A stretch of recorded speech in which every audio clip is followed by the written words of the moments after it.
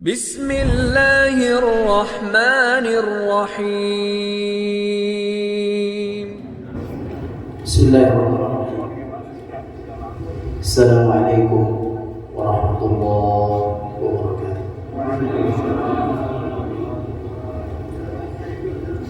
Innal hamdalillah nahmaduhu wa nasta'inuhu wa nastaghfiruh wa na'udzu billahi min shururi anfusina wa min sayyiati a'malina.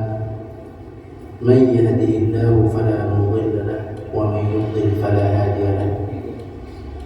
أشهد أن لا إله إلا الله وحده لا شريك له وأشهد أن محمدا عبده ورسوله لا نبي بعده. اللهم صل وسلم وبارك على نبينا محمد وعلى آله وأصحابه أجمعين. اللهم لا علم لنا إلا ما علمتنا إنك أنت العليم الحكيم. اللهم اغفر لنا واشف مرضانا وارحم موتانا يا رب العالمين. أما بعد. Muslimin yang dirahmati Allah Subhanahu wa taala, alhamdulillah kita berjumpa lagi dalam kajian fiqh sunnah. Kita bersyukur kepada Allah dengan mengucapkan alhamdulillah. Kemudian salawat dan salam kepada Nabi kita, Nabi besar Muhammad sallallahu alaihi wasallam. Sebelum kita membahas bab puasa, insyaallah hari ini kita janjinya bab puasa. Kemarin baru selesai wudu secara singkat, sekarang hari ini bab puasa insyaallah. Namun sebelumnya ada pertanyaan ini di sini, bagaimana hukum sholat menggunakan sepatu atau sendal? Nabi SAW di dalam kitab-kitab fikih mengenai bab salat dan ada najis di pakaian. Ada bab salat kemudian menemukan najis di pakaian. Ada sebuah hadis yang umum, yang masyhur, yang terkenal dalam masalah ini, yaitu Nabi SAW beliau suatu ketika safar, kemudian salat. Di mana salatnya? Di masjid atau di rest area atau di atas tanah? Nabi safar, salat di mana salatnya? Di atas tanah, sudah pasti. Kalau tidur di tenda, mereka bikin tenda.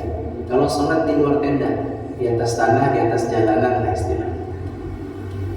Nabi salat bersama sahabat, beliau kemudian saat salat menjadi imam seperti biasa. Di tengah-tengah salat turun malaikat Jibril mengabarkan kepada Nabi SAW bahwa di sendal beliau itu ada najis. Bahwa di sendal beliau itu ada najis. Maka beliau pun membuka sendalnya dalam keadaan salat. Dibuka sendal beliau dalam keadaan salat, diletakkan di sebelah samping beliau, sebelah kiri, diletakkan di sana. Berarti ada gerakan sedikit yang dibutuhkan. Bab bergerak dalam salat nanti kita bahas kalau kita masuk bab salat.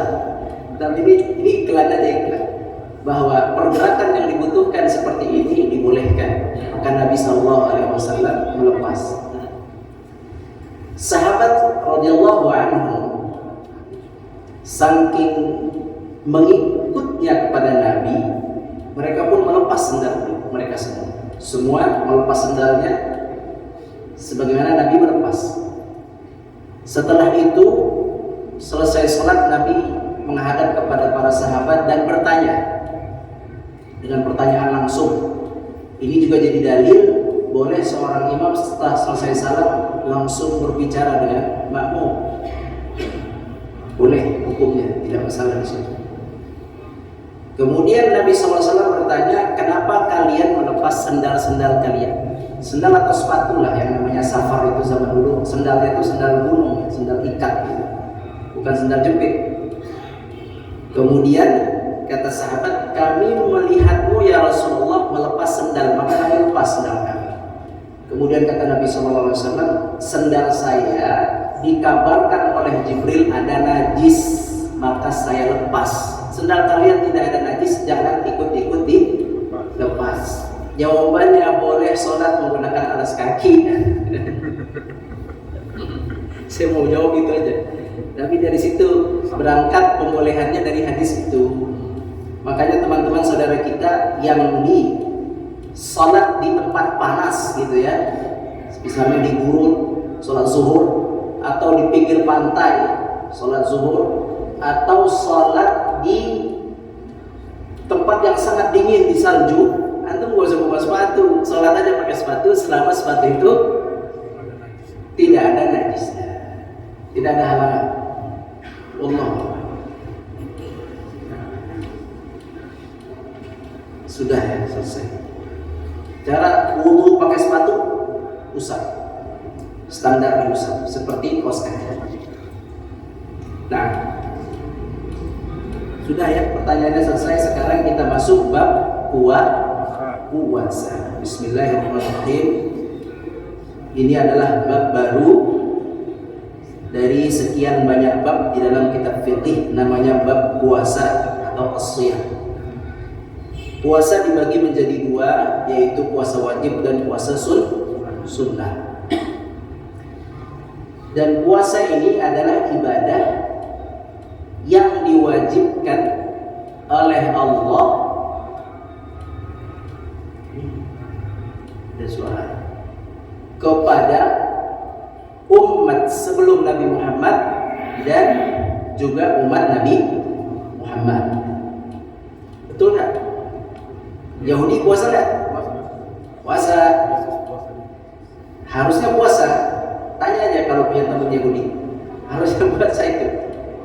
Nasrani puasa. Harusnya puasa. Harusnya. Tanya saja mereka. Kalau ternyata sudah tidak puasa, cek aja di kitab Injilnya, harusnya ada perintah puasa. Karena puasa itu adalah syariat Nabi Muhammad dan nabi-nabi sebelumnya. Allah Subhanahu wa taala berfirman, semua udah hafal insyaallah ayatnya. A'udzu billahi minasyaitonir rajim. Ayatnya apa? Ya ayyuhalladzina amanu kutiba alaikumus shiyam. Wahai orang-orang yang beriman, wajib bagimu puasa. Kama bagaikan kutiba diwajibkan alal ladzina min qablikum, diwajibkan bagi sebelum kalian, la'allakum tattaqun, supaya kalian bertakwa. Nah, sebelum kita bahas puasa, ana ingin cerita puasa umat sebelum Nabi Muhammad dan puasa umat Nabi Muhammad sallallahu alaihi wasallam. Kalau salat umat Nabi Muhammad berapa kali salat dalam sehari? 5. Kalau Nabi Musa pernah berkata kepada Nabi Muhammad untuk balik kepada Allah, jangan minta kepada Allah. Ketika Isra Mi'raj, Nabi turun kepada Nabi Musa, Nabi turun ke langit, yang bawah, bertemu dengan Nabi Musa, gitu ya. Kemudian ditanya oleh Nabi Musa, berapa kali Allah memerintahkan umatmu untuk salat? Kata Nabi berapa? 50. 24 jam 50 kali salat. Ini kata Nabi Musa, minta keringanan, umatku tidak sanggup. Berarti berita dari sini, Nabi Musa punya umat yang salatnya jumlahnya tidak 5 waktu. Bisa jadi sampai 50 waktu kalau melihat hadis itu.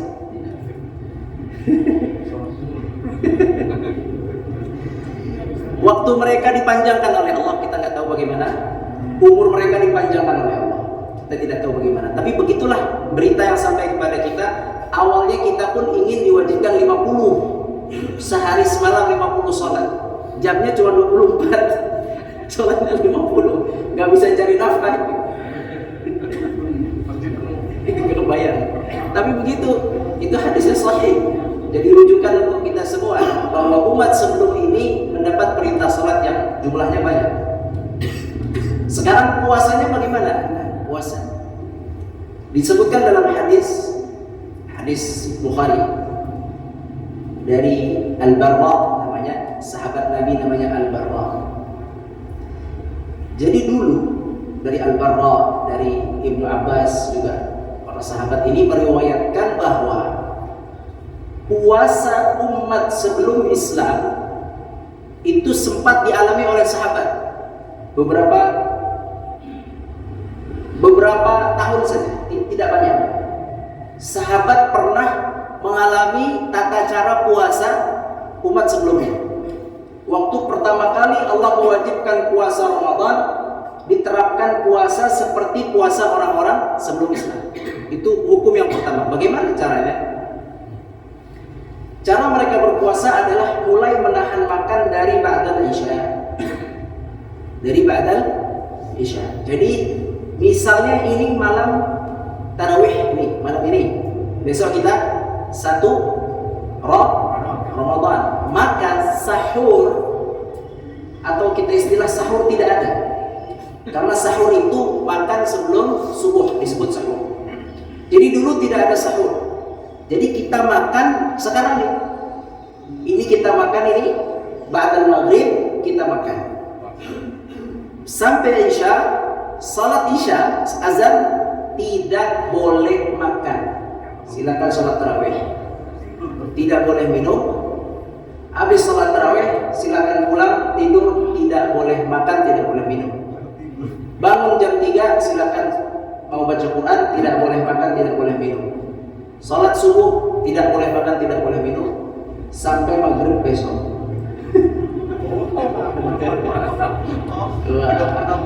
Itu baru puasa itu.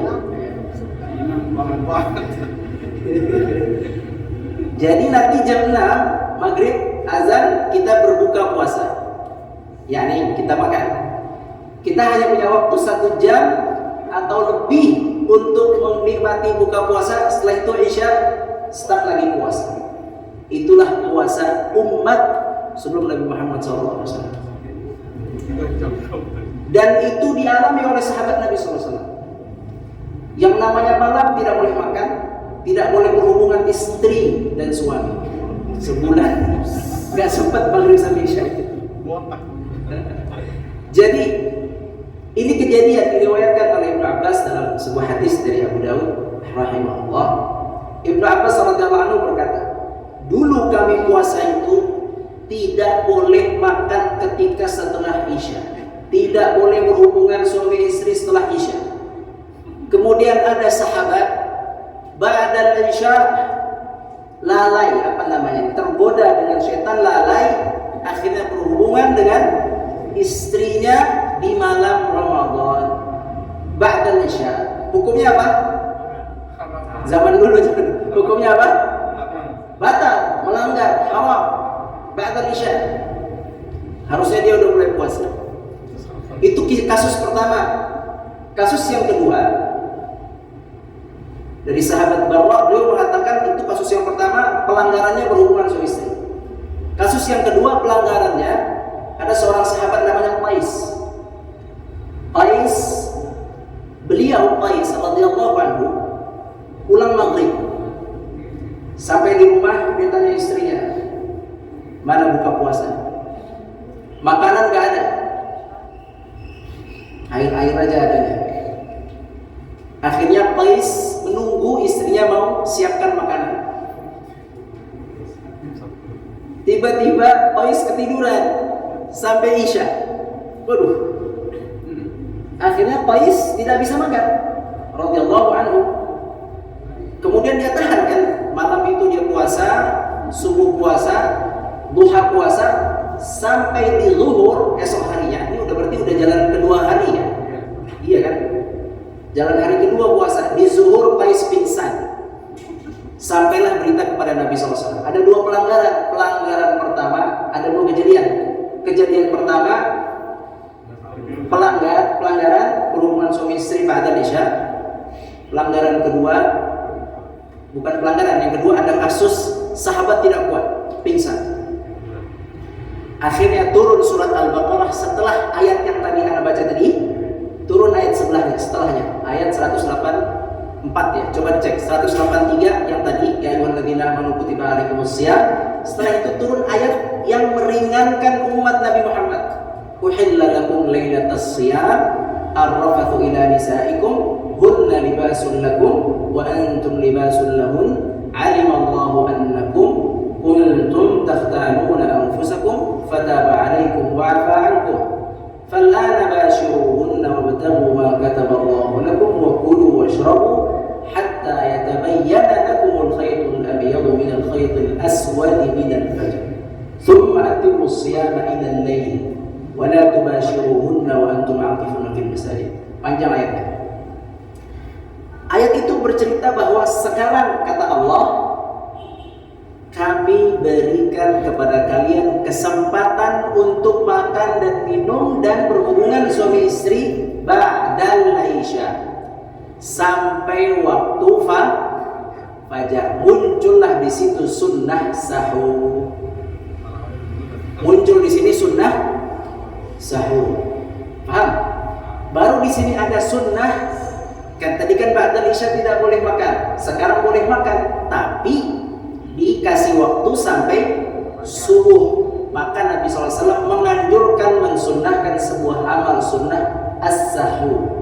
Apa itu sahur? Makannya diakhirkan menjelang subuh. Jangan, bukan berarti ba'dal isya boleh makan, sahurnya jam 9, 10 tidur. Enggak begitu. Ada syariat baru yaitu as-sahur. Nah, bedanya umat kita dengan umat yang sebelum kita, mereka tidak pernah punya yang namanya sahur. Terus malam-malam mereka susah payah kalau kita bisa istirahat. Enaknya jadi umat Nabi Muhammad itu adalah umat yang spesial, eksekutif, amalnya ringan, pahalanya besar. Ya, ada buku namanya, Pak Peter, ada buku namanya amalan-amalan ringan, pahala-pahala besar. Nah, itulah puasa, masya Allah, puasa umat Nabi Muhammad SAW. Nah, sekarang kita mulai puasa. Hari ini Anda akan mulai puasa sunnah dulu sebelum masuk puasa wajib. Sekarang kita coba sebutkan puasa sunnah. Baik, yang pertama, puasa sunnah itu apa saja? Satu Senin Kamis. Sudah ya, Senin Kamis semua paham.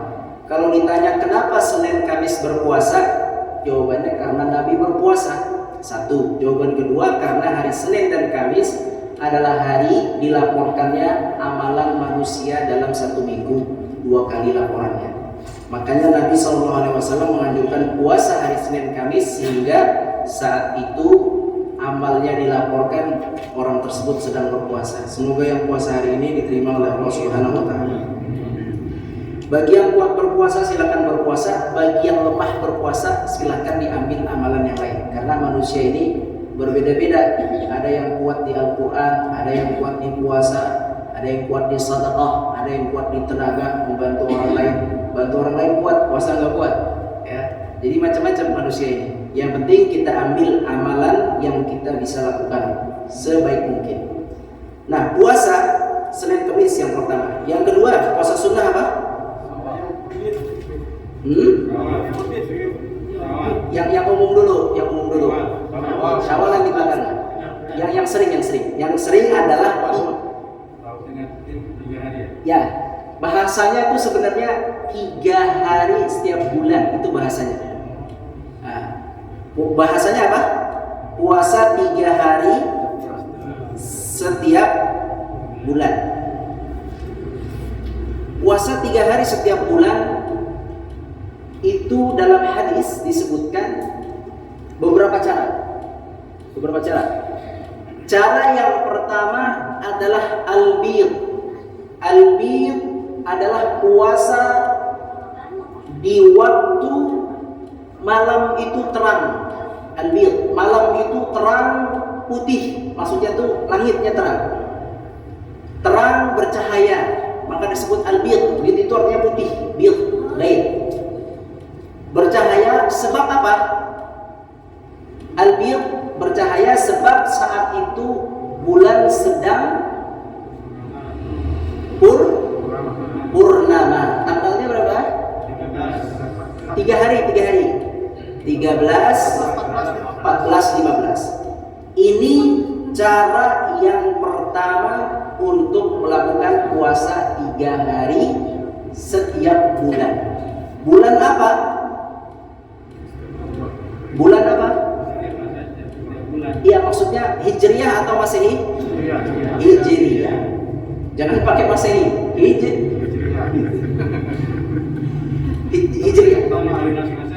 Kalau untuk ibadah pakainya Hijriyah. Kalau untuk aktivitas ya kajian atau jadwal-jadwal yang lain menggunakan Masehi.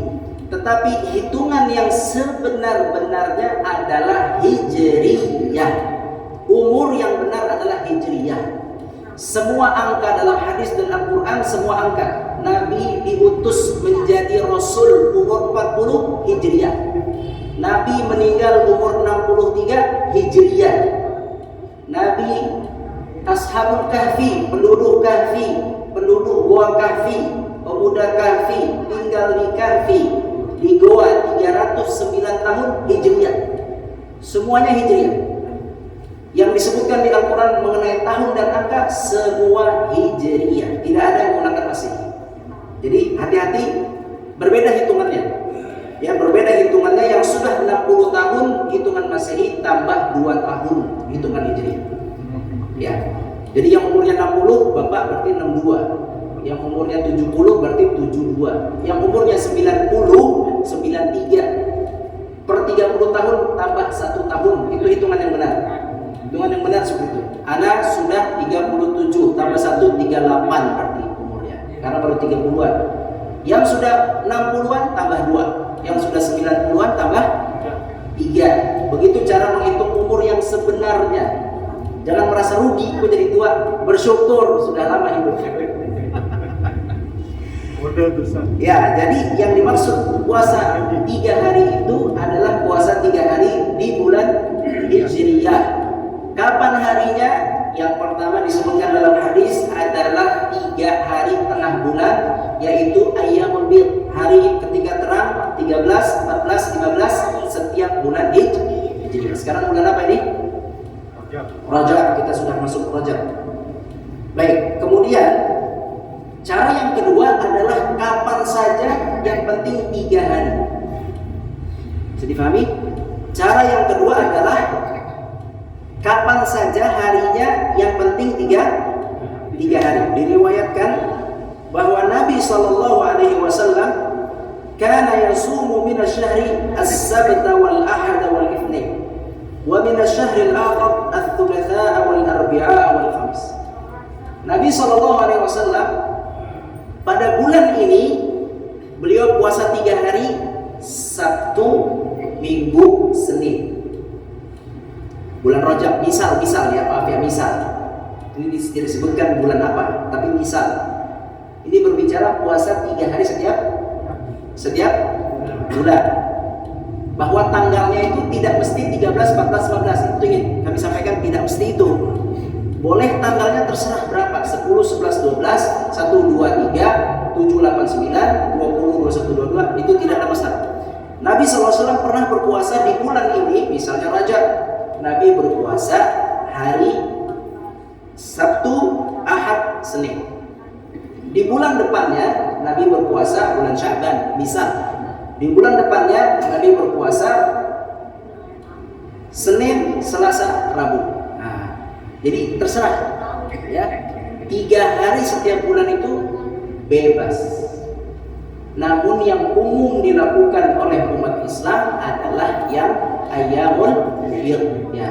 Jadi Pak, kalau tergeser-geser Pak Sudarman pernah nanya, ini tanggalnya yang tanggal 15 sekarang atau besok gitu ya?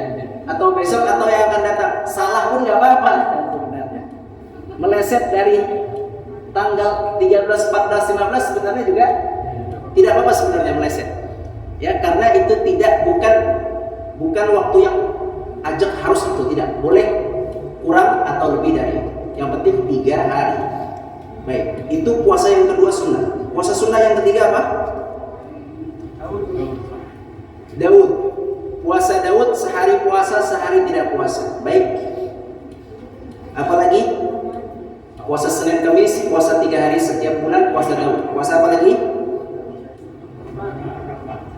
Nah, sekarang ada puasa namanya puasa berikutnya, puasa Arafah. Arafah tanggal berapa? 1 hari sebelum bulan haji. 9 Zulhijjah, Arafah. Berarti yang keempat. Oke. Kemudian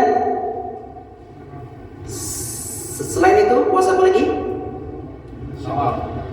Baik, Syawal 6 hari setelah bulan Ramadan. Syawal tanggalnya bebas. Sudah paham semua ya? Boleh berurut, boleh tidak berurut. Ini tidak ada masalah di sini. Boleh langsung tanggal 2 Syawal, boleh juga diakhirkan. Walaupun punya hutang. Saya ada hutang Ramadan, tapi saya Syawal dulu. Boleh? Boleh, enggak ada masalah. Gak ada masalah, itu pendapat yang terkuat menurut jumhur ulama. Orang yang belum bayar hutang Ramadan boleh puasa sunnah Syawal. Hadisnya jelas dari Aisyah mengenai itu. Ya, Aisyah bayar hutangnya di Sya'ban, besok bayar hutangnya Aisyah. Berarti Aisyah Syawal dulu, baru kemudian Sya'ban. Jadi gak ada masalah di situ. Kemudian setelah Syawal apa? Yang 10 Muharram, 9, 10, 11 namanya Ashura. Kalau Ashura 10, sunnah bulan Ashura tanggal 10 Muharram itu sunnah puasa, namanya puasa Ashura. Boleh tanggal 9, 10, 11 3 hari. Boleh 9, 10 saja. Boleh 10, 11 saja. Boleh 10 saja. Ya, tanggal berapa tadi? 10 Muharram. 10 diiringi dengan 9, 10 boleh. Diiringi dengan 11 boleh. 9, 10, 11 atau 10 saja boleh, gak ada masalah ya. Cuma yang menjadi pahala khusus yang 10. Pahala khusus yang mana? Yang 10. Kata Nabi SAW, puasa Ashura adalah menghapus dosa 1 tahun sebelum. Ya, 1 tahun sebelum. Kalau puasa Arafah 2 tahun. Kalau puasa Arafah tuh pahalanya tahun yang silam diampuni, tahun yang akan datang diampuni. Itu puasa Arafah. Dosa kecil ya. Bisa difahami? Kalau Ashura yang diampuni puasa dosa silam, dosa kecil yang silam. Bisa difahami? Nah, itu puasa Ashura tanggal 10 Muharram. Kalau tanggal 9 Muharram 11 tidak ada apa? Tidak ada keistimewaan. Artinya nggak bisa diada-ada, memang tidak ada.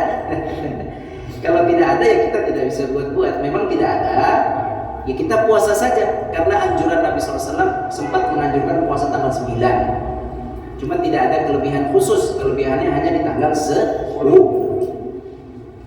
Baik. Kemudian puasa apa lagi?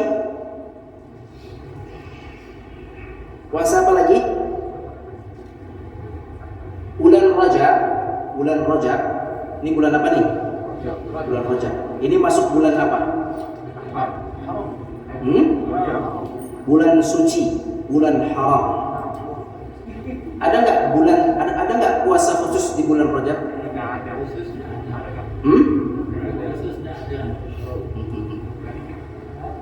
Ya. Untuk puasa di bulan Rajab, ini di buku ini ya, di buku Sayyid Sabiq, buku fiqh Sayyid Sabiq yang kita pelajari ini, bahwa Nabi SAW, bahwa Ibnu Hajar beliau berkata, tidak ditemukan pendalilan khusus mengenai puasa di bulan Rajab. Itu bukan ana yang ngomong, Ibnu Hajar rahimahullah, seorang ulama besar dalam mazhab Syafi'i, ahli hadis, ahli fikih. Tidak ditemukan hadis yang bisa dijadikan hujjah, bukan tidak ada, tapi yang bisa dijadikan hujjah itu dasar beramal. Apa? Kata beliau, hadis puasa Rajab tanggal tertentu ya, tanggal sekian yang dijadikan landasan amal, hadisnya tidak ada, tapi tidak bisa dijadikan landasan amal. Sehingga puasa Rajab itu memang, makanya terjadi perselisihan. Sesuatu yang hadisnya itu bermasalah atau bukan bermasalah, ini perbincangkan, pastinya akan menjadi yang satu ada, satu tidak. Tapi yang kuat wallahu alam, memang tidak ada puasa khusus di bulan Rajab. Nah, terus adanya puasa apa di bulan Rajab ini? Kalau mau puasa, boleh namanya puasa di bulan-bulan suci. Bisa dipahami nggak? Ini ada namanya puasa di bulan-bulan suci. Bulan suci apa aja Pak? Rajab, Zulqa'dah, Zulhijjah, Muharram. Ini bulan suci. Anda mau puasa, ini hari apa sih? Senin. Besok Anda mau puasa Rajab. Puasa apa? Puasa Rajab. Enggak ada puasa Rajab. Puasa apa? Senin Kamis. Besok hari Selasa. Puasa diet. Enggak dapat pahala. Puasa apa besok? Anak mau puasa 3 hari berturut-turut, yang tadi 3 hari tiap bulan. Anak mau puasa Selasa, Rabu, Kamis. Boleh? Boleh, oke. Udah nih, anak udah puasa 3 hari ya Pak ya? Sudah. Terus anak mau puasa lagi di Ahadnya. Anak mau puasa Ahad. Puasa apa? Senin Kamis? Bukan. Daud? Anak bukan puasa Daud. 3 hari? Tadi udah. Puasa apa lagi? Namanya puasa sunnah di bulan suci. Mengisi bulan suci dengan itu namanya puasa sunnah di bulan suci. Namanya sum minal hurubi watu. Nabi pernah menganjurkan sahabat yang rajin sekali puasa, perbanyaklah puasa di bulan-bulan suci seperti ini. Tanggalnya bebas. Bisa difahami? Rajab, Zulqa'dah, Zulhijjah, Muharram, silahkan saja kalau mau. Ya, kalau mau silahkan. Senin, kalau Senin jelas Senin Kamis.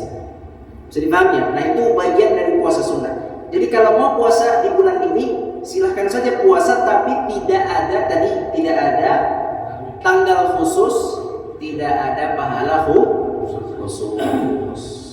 Hanya puasa, menghidupkan puasa bulan suci. Kalau kata Ibnu Rajab, seorang ulama, Ibnu Rajab Al-Hambali rahimahullah, beliau mengatakan begini, ada salat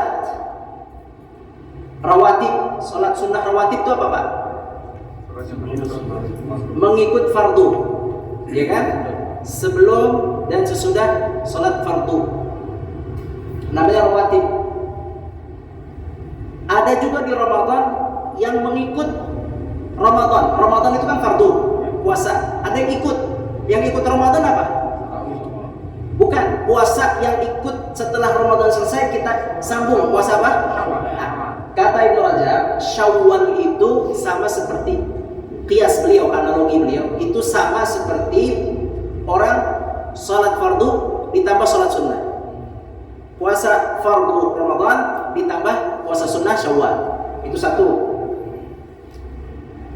Nah, ada lagi sholat yang tidak terikat, bebas. Tidak terikat, bebas Pak. Mulainya habis Isya sampai subuh. Namanya sholat apa? Sholat malam. sholat malam, sholat tahajud, namanya bisa sholat malam, sholat tahajud, sholat mutlak, terserah namanya.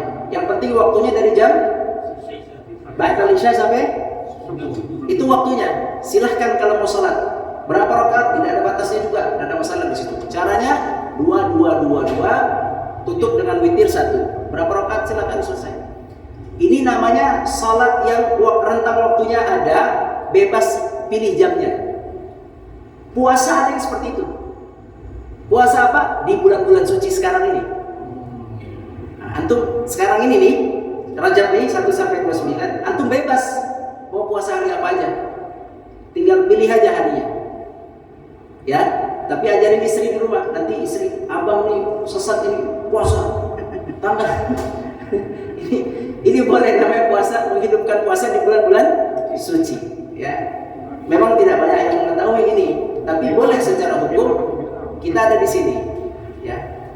Jadi nanti Dzulqa'dah, Dzulhijjah, Muharram itu boleh. Itu 4 bulan itu adalah bulan di mana kita seperti qiyamul lail dari jam 8 sampai jam 4 tadi bebas kita pilih jam berapa saja. Nah di sini ada 4 bulan bebas tanggal berapa saja. Jika ingin berpuasa, wallahu silakan ada yang bertanya.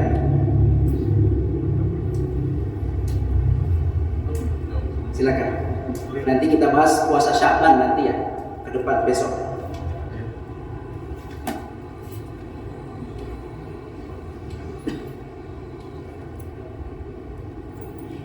Kalau tidak ada yang tanya nanti saya tanya.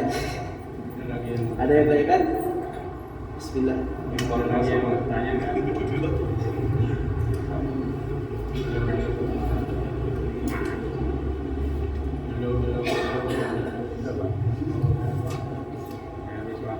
Ya, baik, alhamdulillah. Kalau tidak ada yang ditanya mungkin bisa dicatat dan disampaikan ke Pak Peter ya. Halo. Ya, bisa waktunya. Ya. Terima kasih Ustaz. Anda tutup dulu, terima kasih banyak. Demikianlah puasa-puasa sunnah kurang lebihnya. Semoga Allah mudahkan kita mengamalkannya. Amin ya rabbal alamin. Terima kasih Pak Peter, terima kasih Bapak dan seluruh pengurus, terima kasih. Aku lupa lihat wa astagfirullah. Assalamualaikum.